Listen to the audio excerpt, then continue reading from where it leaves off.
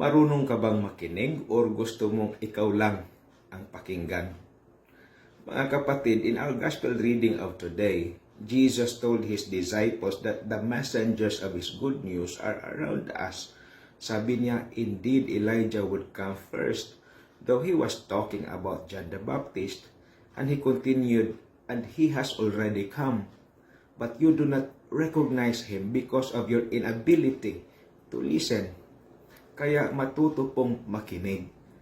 Appreciate the people around you who knows the person sitting next to you or the person you meet today has something to tell you that will change the rest of your life.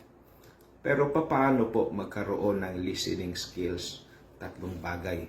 Una, appreciate the people around you. Lahat po sila may kwento. Lahat po sila mayroong mensahe mula sa Diyos. Pakinggan muna. Huwag i-judge agad. Please allow me to pray for you. Lord, we rely on your providence. Bless us with a listening heart that we may recognize you in all the people we meet today. Amen.